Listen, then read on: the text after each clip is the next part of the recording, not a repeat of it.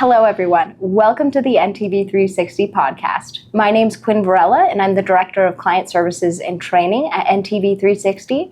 And today we have an extremely exciting conversation lined up with Tyler Raney, one of our field trainers. Tyler, it's so great to have you here. It's great to be here. Thank you for having me. I appreciate it.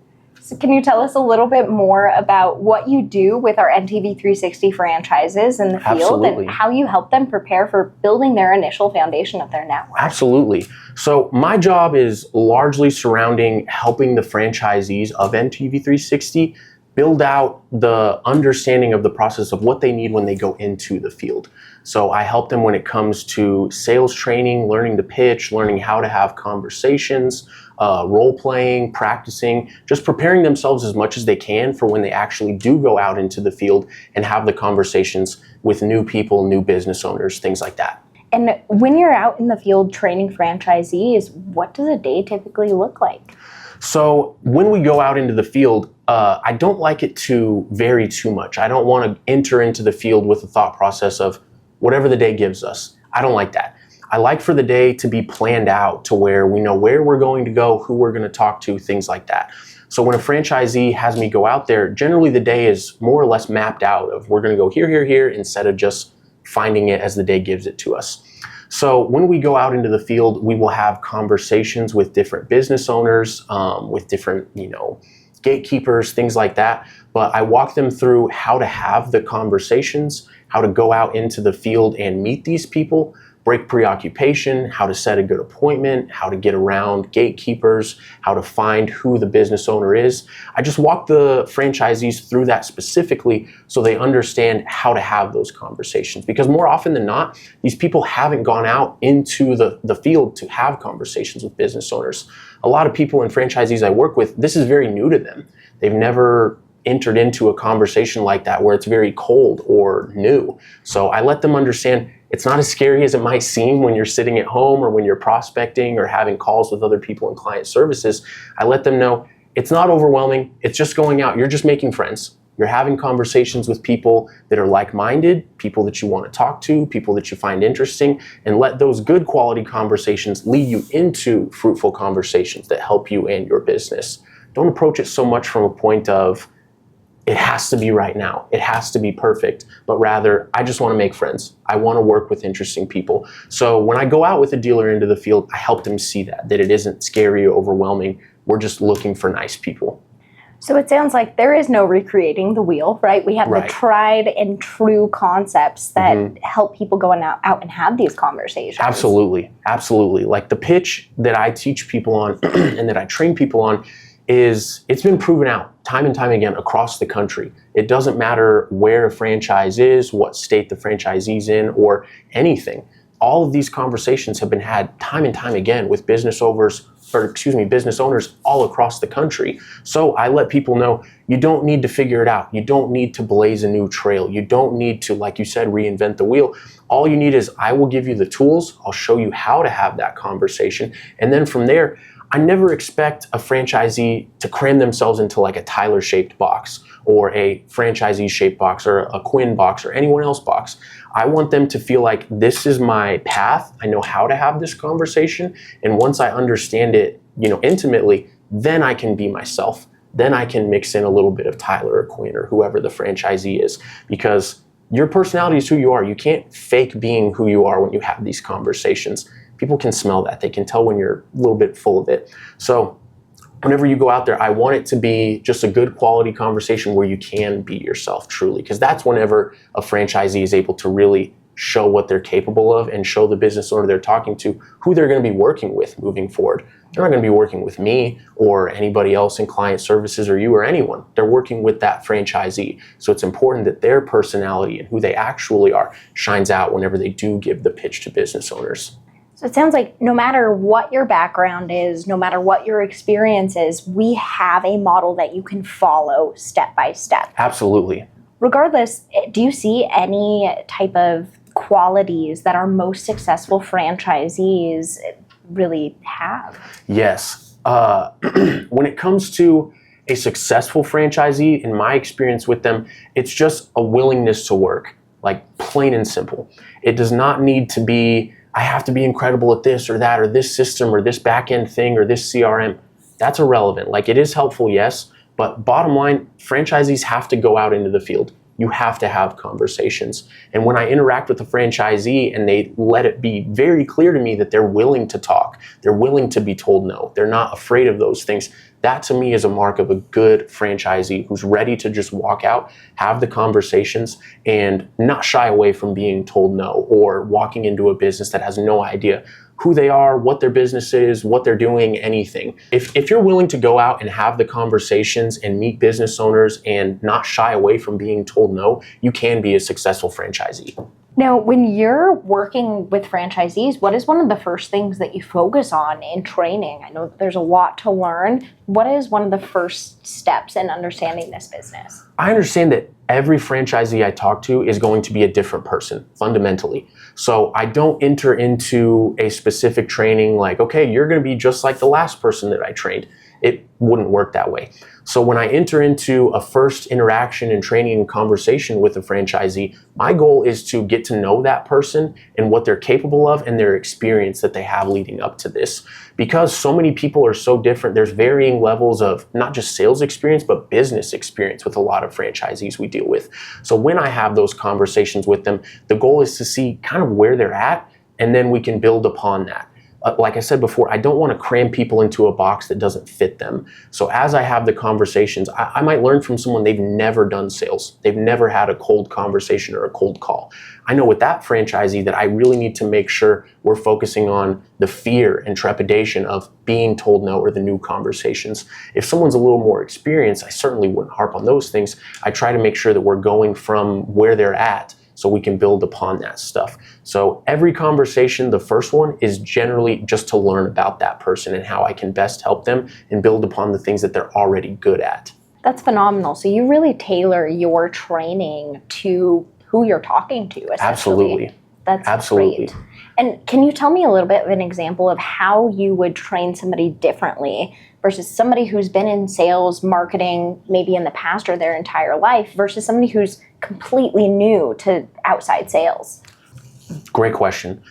With people who have like no sales experience or anything, I know that we have to focus on things that are scary in the beginning parts. And for a lot of people that I train, the scary parts are walking into a business cold and being told no. Those are the big fears that people have. So with a franchisee I'd worked with in the past, that was a huge, huge fear, just even having the conversations. So through effort and work, like, we had to have simple practices of, let's just talk with each other. Let's just make sure that you understand having the conversation isn't overwhelming. And from there, we built upon that to the point of, now you know how to talk. Let's go out into the field and meet new people and new business owners. And then once that became more comfortable, from there, we were able to take that and learn from you don't have to be afraid of no. Main thing with being told no is it's not personal, right? The person across from us, when we're giving a pitch or talking about our business or the franchisee, is with that person, a lot of times the first thought is, oh my gosh, they hate me, right? They don't want to hear from me. They don't like me. But the person that you just gave the pitch to, they don't know you from Adam. They don't know you at all. They can't know you personally. So when they tell you no, it's not about you. It's just, I don't want to hear it. They could have just had a bad day. 100%, 100%. And so that fear of being told no, we think it's about us personally, when in reality, it really oftentimes is not. So once we know that, and I help a franchisee understand that, we can build on that to set that fear aside to go out and have those conversations. Then once we have those conversations, I encourage every franchisee that I talk to reach back out to me often. I want to be not just like a trainer or someone that critiques them, but also I want to like help them and be a cheerleader for them, to where when they have a success, they call me and say, Tyler, this went really well. So, or also, hey, Tyler, I'm running into this thing over and over and over. How can we fix that? So I want to be a real-time feedback to these franchisees so they understand and learn how to have those conversations and make them fruitful. The line of, that person is a born salesman, they get it. I think that's a farce. I don't think that that's real. Any person can become a successful salesperson if you're just willing to have the mindset of, I want to work, I want to learn, I want to build on what I'm good at and learn things that I've never done and become better at those things. So to answer the other half of your question of people who have extensive sales experience, with those people, we can kind of pick up the ball together and just run from there. I don't need to teach them how to have a conversation or how to not be afraid of no.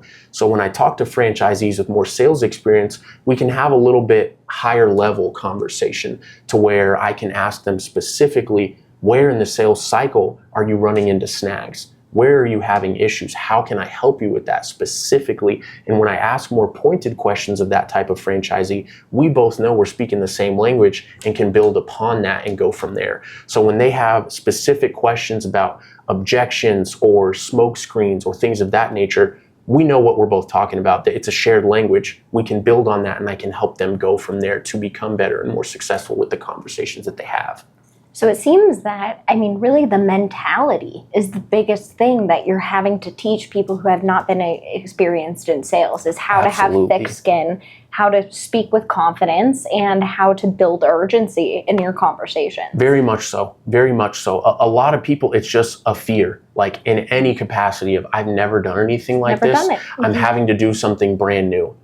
Anyone can relate to that. Anytime we enter into something new, there is a little bit of fear of insecurity. So whenever I have conversations with the franchisees, I like to find out what that fear is so I can let them know it's not a big deal. Like at the end of the day, the business owner that we're talking to, if they don't tell you yes, it's okay. You're never going to hear from them again. It's not the end of the world if they tell you no. It's not the end of the world if they don't like the offering. There are hundreds of people in every single franchisee's territory who want to have the conversations, who see value in the things that we're offering to them. So if one person says no, it's not the end of the world. If anything, it's a positive because that moves us that much closer to having a quality conversation with people who will say yes. No's, in my mind, are a good thing rather than a negative. And the sooner that a franchisee or any salesperson can shift their mind to no's are bad to no's are actually good because they bring me closer to a yes, the more quickly I think a franchisee will see success because they don't have the fear of the no. So really, people who are learning sales, it is thick skin, overcoming objections, and getting out there, and it's a numbers game. Absolutely. Absolutely. I've gone out into the field with different franchisees, and when we have these conversations and run into the business owner or a great situation or someone that we needed to catch when we were in the business, and we get back out into the car and they high five and say, man, we're really lucky today. And I like to tell them, there is no luck. We go out into the field, we have the conversations, and through having those conversations, you naturally run into people. It's not a matter of luck, it's a matter of putting in the work. Sales is just a numbers game. You run into people, you have a lot of conversations. Naturally, when you do the inputs, the outputs will follow. It's a numbers game. So Tyler, you've made this business seem very simple. You go out there, you have conversations, and you land clients. Walk us through a little bit more of the steps of what it takes from landing a venue partner to actually getting them onboarded, screen installed, everything's completed. So when a franchisee lands a venue partner, generally the conversation is going to end up with a yes either the first or the second time. It's not a long process. So from there, we can kind of get to work, like specific work. The franchisee will go back to that location, the venue partner, and talk to them about what really matters. To me, this is the most important part of the process. The way that we take care of their business initially and how we focus on it's their baby. Like they've bled, sweat, and cried over their business before. So when a franchisee shows that care and respect to a business owner, when it comes to creating ads, they talk about their business. They're talking about their child, if you will. So whenever they pay good attention to that, it sets up the entire sales process moving forward when it comes to not just the screen aspect of the business, but selling DMS products and building and fostering that long-standing relationship with the location. So whenever they set up a venue partner, they really pay attention to the business specifically about what they care about and what they want those ads to say about them. From there, they shoot it off over to us at Client Services. We create the entire ad for that person. The franchisee will then set up a time for an install with the venue partner through their installer, set the TV up. We've created the ads quickly and run them up on the TV. Generally, it's inside of a week for that to happen, from the yes conversation to putting up a TV on the wall. So when the venue partner says yes and we're putting up a TV on the wall, there's this old saying I say to all types of people that I train, which is motion causes emotion. When we're in a building and you're showing the person, hey, where are we going to put your TV? We like to use a lot of ownership language. your TV, your ads, your business, your clients? Where will they see your things? So as we walk through their business and I show them, where do you think this would be most visible? Where do you think this TV would show off your advertisements the best? It lets that business owner know this is real. This is happening. It's exciting for them. It's like the test drive of the car. Once you're in it and you feel it and you see what it looks like, it becomes much more exciting, which then makes the opportunity stickier so that the venue partner isn't going to back out later on down the line. So what are some common misconceptions when it comes to how hard or easy it's going to be to landing your venue partners and laying your initial foundation? Right. The main misconception I hear is when I go into a place, they're just going to tell me no. I'm being annoying. I'm barging in on their business. And that's a big part of the fear that they have to walk in and have those conversations. Bottom line, when you walk in there, you're bringing value to this business. Any franchisee that walks into any business they have a conversation with, they're not misleading people. They're not saying something that's not true. They're bringing tangible value to their business. And so another thing I hear a misconception is, well, they're not going to want to hear it or give wall space to me or share anything and have a conversation with other businesses or customers of other businesses. That's simply untrue. The main thing that we do here is the cross-networking and talking to each other's businesses. When we articulate the value to a potential venue partner and that business owner, we let them know you have an opportunity to have your story told to hundreds, if not thousands of people every single day, constantly talking about them to drive people into their business. There is no being annoying when it comes to that or interrupting or they don't want to share wall space. It's just a barter. We're not even talking money here. We're talking about bartering. Wall space equals exposure. What business owner does not want that, would not want to have that opportunity in front of them? So if you have that misconception of I'm being annoying or they're going to tell me no or not work with me, put that aside, because when we bring real value to the table, potential business owners do want to be a part of that, plain and simple.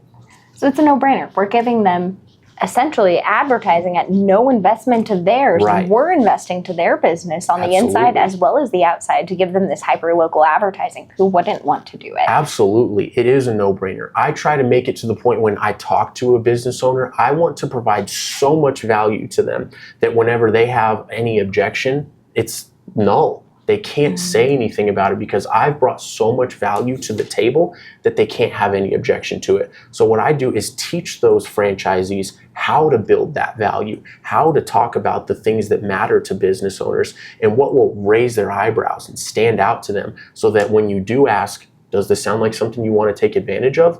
There's no other answer but yes, because it makes sense for their business. There is a ton of value behind the offering. And you're building urgency as well. You can say things like, we are only building 20 locations in this city, or we are only building 50 venue partners within this area. Right. And the first come, first serve. Other than that, you kind of missed out. Absolutely. Like that is a huge motivator to business owners is the fear of missing out, right? Fear of loss. Whenever they know this is a fleeting thing, I'm not leaving all of this money on the table indefinitely. Grab it when you want it. I'll be here. When they understand I'm only doing this temporarily for a select number of businesses, a select type of business for a certain amount of time, that motivates the business owner to come on a little bit more quickly. We can't leave the offering. It's so attractive. We can't just leave it on the table indefinitely. Yeah. Otherwise, that almost cheapens what we're talking about. So when the person across from us understands this is a fleeting opportunity, take advantage while you can,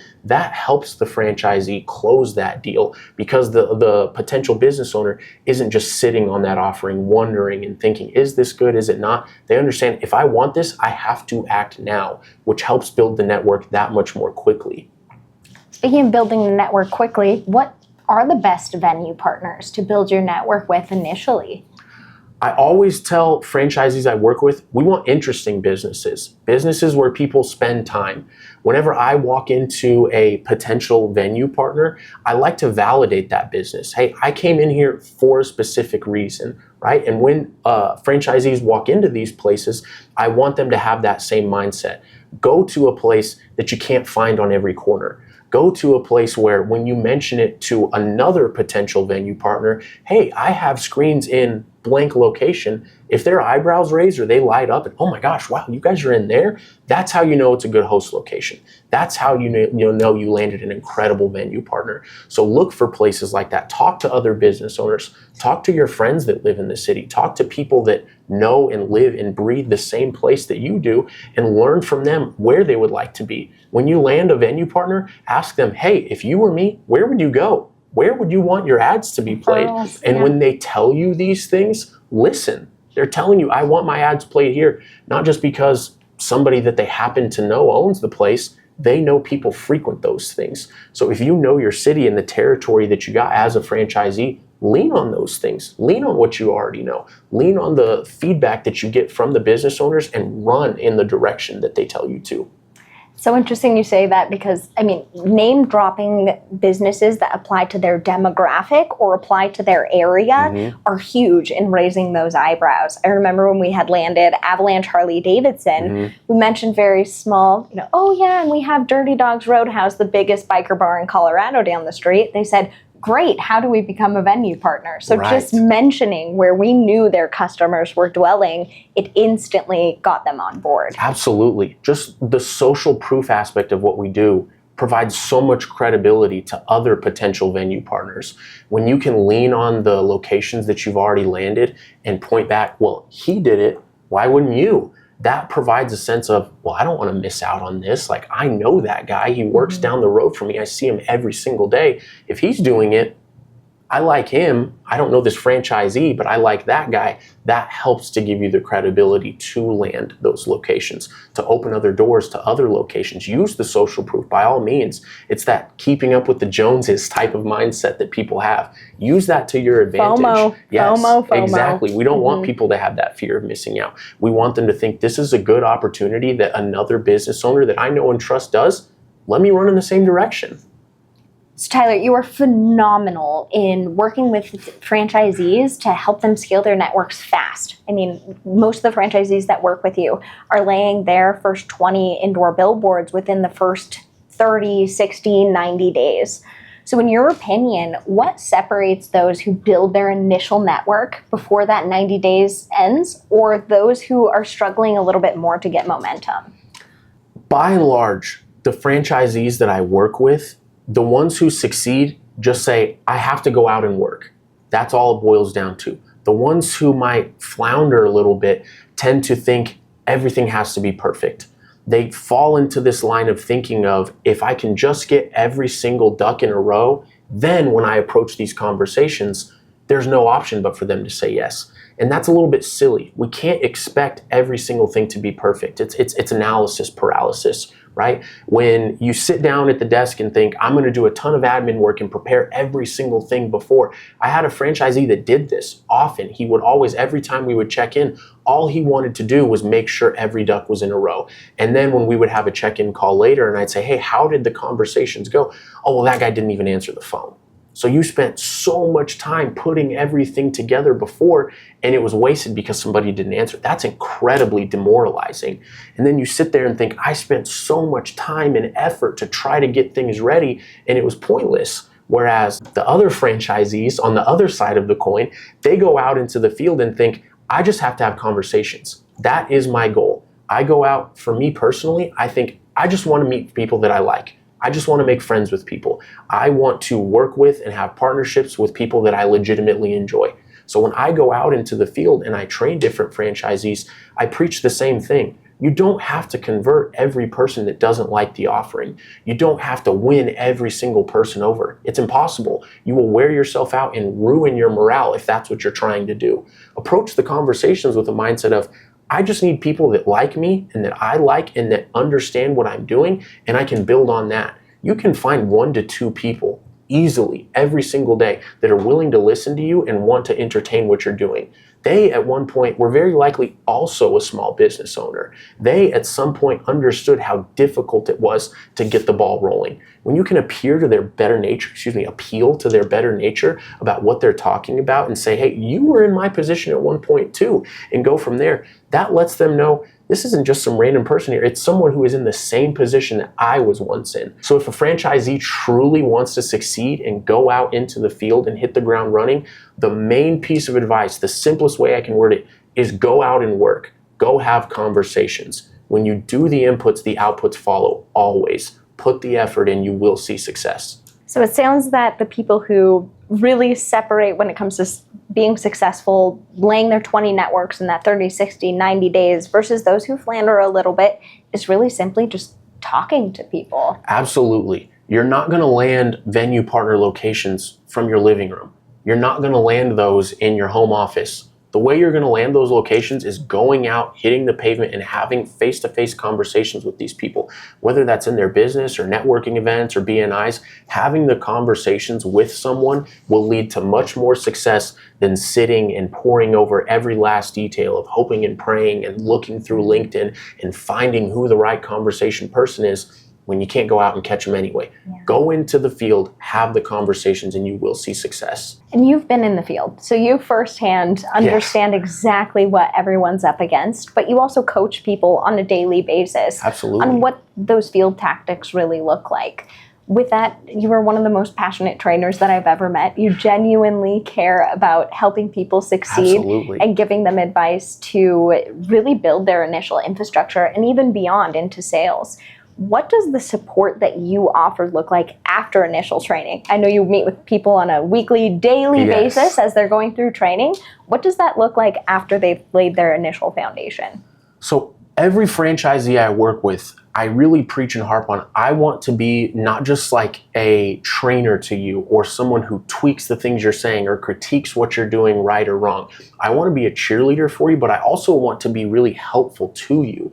I get energy from taking things that might be a little confusing or complicated or just doesn't make any sense, period, to a franchisee that I'm talking with. And when I can take those muddy waters and clear them up, and suddenly there's the aha light bulb moment of, oh my gosh, I understand why we're doing this. I get this.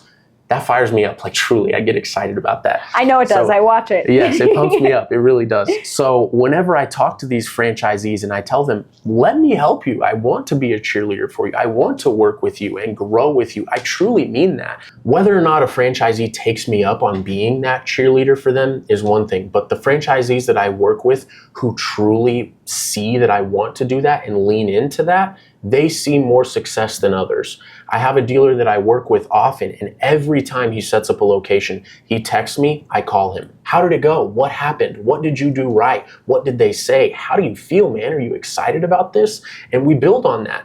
Whereas other people who don't want to talk to me, they think, oh, this is a scary situation. I don't want to go to this because I might be told something I'm doing is wrong. Those people, when they have that fear with me, they don't have the same focus of training that I can give them and the excitement that I can pass on to them. So I would encourage every franchisee that I work with to truly utilize what I can do for them so that they can see the success, because when you go out into the field totally alone, it can be an isolating and scary place. When you're going out, I've done it, been totally on my own with other things in the past, and it becomes demoralizing, it becomes scary, it becomes difficult to leave the house. So whenever you have someone who intimately understands what you're going through and the type of conversations you're having and the things you're running into and the no's you're getting, and more importantly, the yeses you're getting, that creates a sense of community to where even if it's just me and that franchisee themselves, they can still have somebody to lean on to where it's not just talking to their spouse or their friends at the end of the day. Guess what I did? I understand specifically what they're dealing with, and I can help bolster the things they're doing well and fix and repair the things that they're not necessarily doing super great on. So it's just the real-time feedback aspect of what they're running into and getting that I can help them with, that when franchisees truly take advantage of, that's when they can set themselves apart, and that's where they will grow more, is just utilizing the tools that myself and client services offer to those people. We have a whole tool belt for you. It'd be silly not to take advantage of what we do for you. So I always harp on it with franchisees. I want to help you. I truly get energized when I help people. It excites me when I get a text from a franchisee saying, I landed a location. Let me be excited for you. You shouldn't be excited alone. And also, you shouldn't be sad alone either or anxious alone. Let me help you through the bad times and the good times as well. And the more you have somebody to lean on in those rougher times, the better the good times feel. right? So you're not only helping people understand the initial information of building the foundation of their network, what marketing looks like in this business, what sales looks like in this business, but you're also helping them for the lifetime of their business. You are essentially a coach, a consultant, a cheerleader, Yes. somebody to help them with every stage and beyond.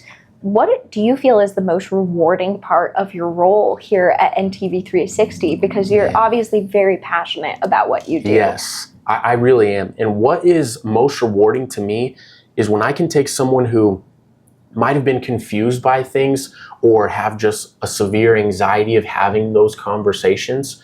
And when I can show them it's not as scary as you might think, or as overwhelming as it might feel, or as complicated as it initially seems, it's just talking to someone. You can go out and have a conversation. You've been talking to people your whole life. Just do the same thing from the standpoint of, well, this is about a business that I own. So when I can help people understand that this is something they're capable of doing and take that and build upon it and grow from there, that's when I get excited. It's almost like seeing, a kid grow up, right? Like when you see you were really struggling in the past, you needed a lot of help, but when we build on that and fix the things that need fixing, and then you watch them running and you see them doing better, from there, that's when I get excited. It's like I had a direct hand in that person becoming better. Let's go. Like, I don't know if they were able to do it with another trainer or with another person who was consulting with them. When they talk to me and I'm able, Tyler, to help them get better, that's when I get excited. Like, I helped you grow your business. I helped you become better. I helped you become a better conversationalist.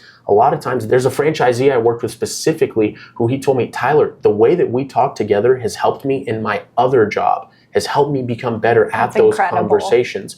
I'm not as anxious to talk to my boss anymore because I now know how to have a conversation and to achieve what I'm trying to say. If I can make somebody more articulate with their friends, their family, a potential other job that they have, that's when I get excited. Like, just making people better makes me feel better. So you get filled up by helping coach people. Absolutely, absolutely. It's very rewarding whenever I can take somebody that needed help, give them the help that they need, and I see a tangible, real result from the work that we did together. So Tyler, just one last question for you. If you could give any advice to somebody just looking into buying this franchise, or somebody who's just starting this franchise, what advice would that be? The main piece of advice that I would give to any potential franchisee is, it doesn't matter what your level of experience is, we can build off of that, truly. The idea of the born salesman, like I said before, I don't think that it exists. For me personally, when I entered into sales, I did door to door. I sold alarms door to door. The first time I went out into the field, it was cold in northern New Mexico, and I was so anxious to knock on the door. I had huge pit stains on both of my arms. That's a tough job in itself. It's awful. It's horrendous, but it truly helps you cut your teeth in getting good at sales, right? But when I went up to this first door, I was so anxious. I was so scared. I knocked like hoping that they wouldn't come to the door. And when they came out and just, what are you doing? I froze up. My tongue was in my throat. I couldn't say anything. And the note that I left was, toughest sell ever. The guy wouldn't talk to anyone.